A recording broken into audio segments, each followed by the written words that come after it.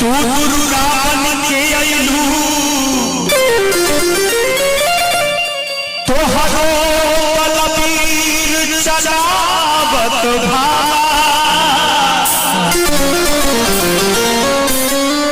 माई सरस्वती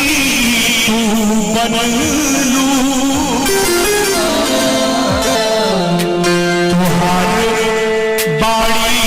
कविता बन जाला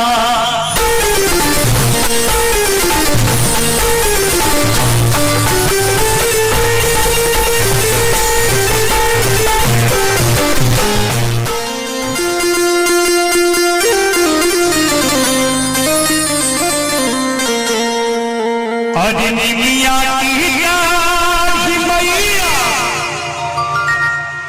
अनादेली झूलू हवा हो कि झूली रे झूली ना मैया मोरी गावेली गीत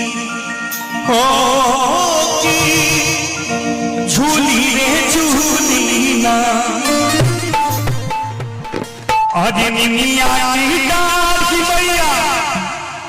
अनादेली झूलू हवा होती झूली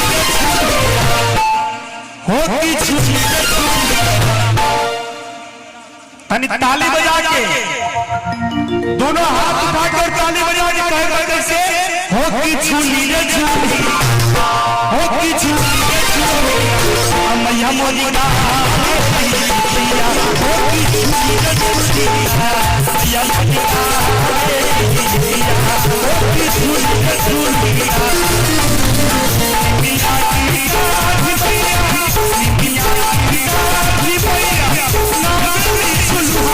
होती झूली रे झूली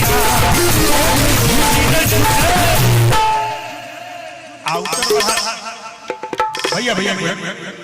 आउटरवा बढ़ा दीजिए बाहर का साउंड खोलिए कम सुनाता है ठीक बात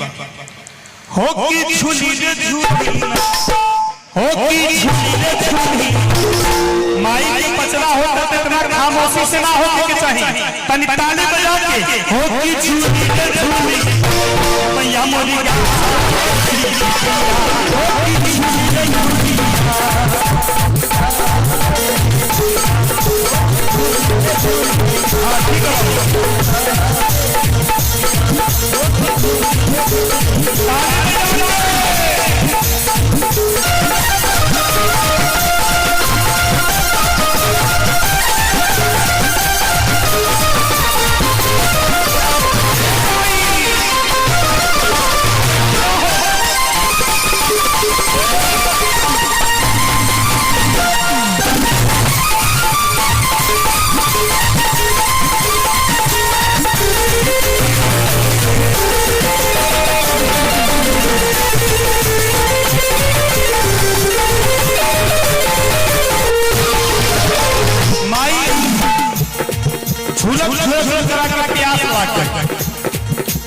अब प्यास लागत तो कहाँ गई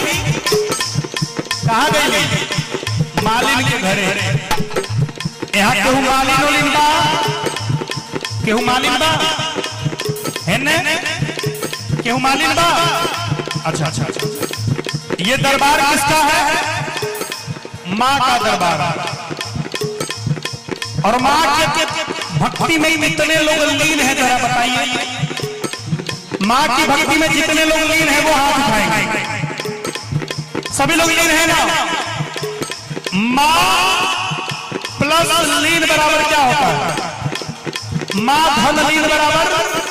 माँ में अगर लीन को जोड़ दे तो वो मालिन हो जाता है और माँ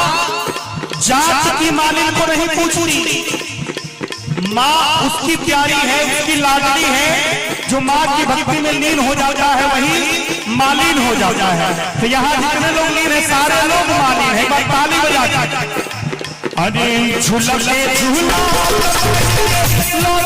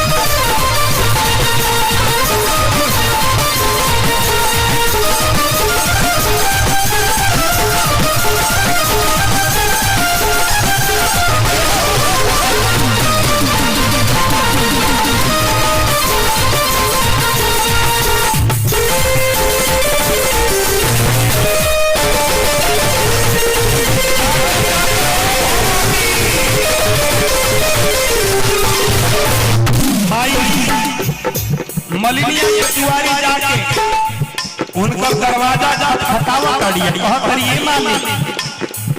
सुतल किया रहे मलिनिया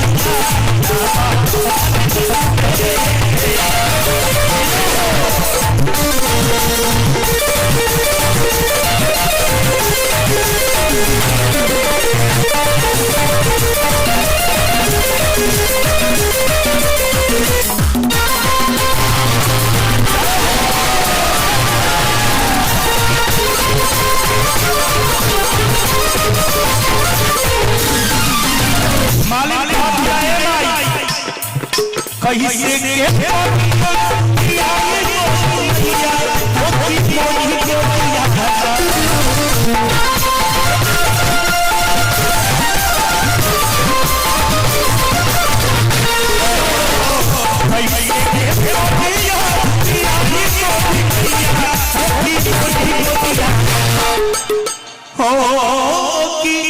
मोरी गोपिया अपने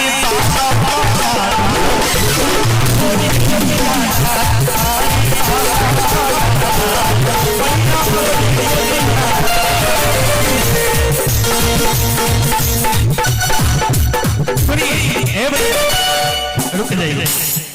यही में वो पचड़ा याद आ गया कौन बना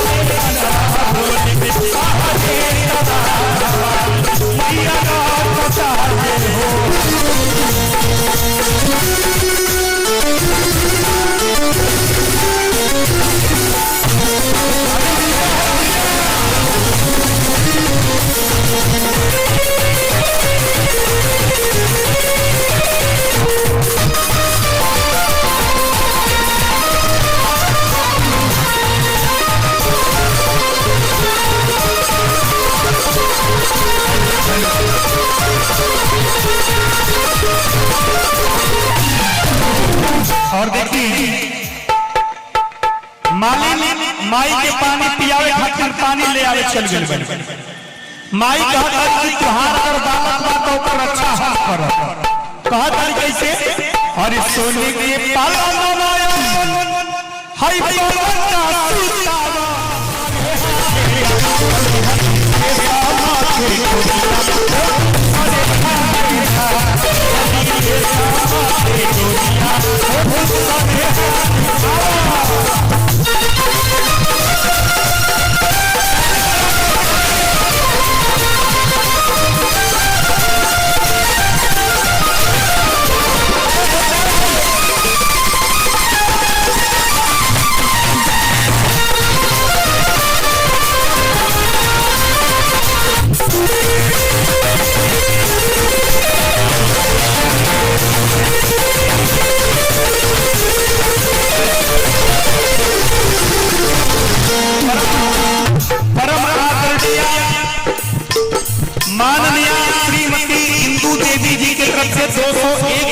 पावन अरदास जो रसूलपुर की धरती से आई है, महामाई की कृपा आप पर बनी रहे। अच्छा ये बताइए भैया, मालिन ले आई माई के पानी पिया दिया, अब माई खुश हो गई भैया, सबकरा के आशीर्वाद देवे खातिर के आशीर्वाद दिहल चाहता, तो अब की पारी हाथ उठौले से काम नहीं चल, अब की खुदे उठे के जेके जेके आशीर्वाद चाहे उठ जाए, खड़ा हो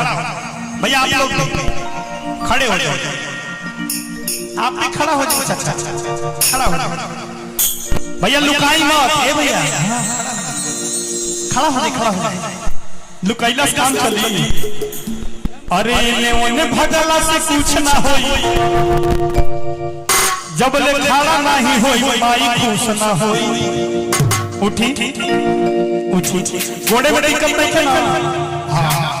एक बार ताली होके की चाचा झमकावला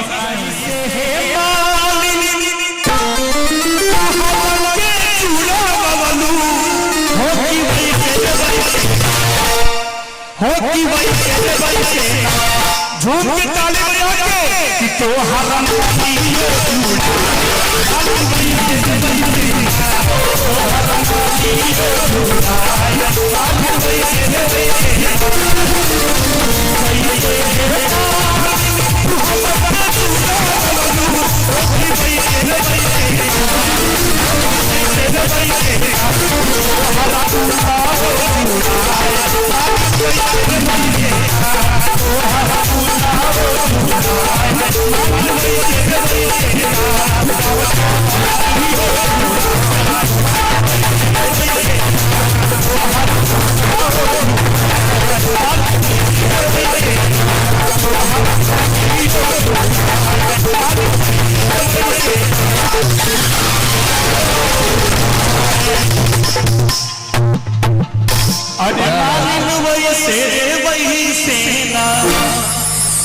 बोली शीतला मैया की,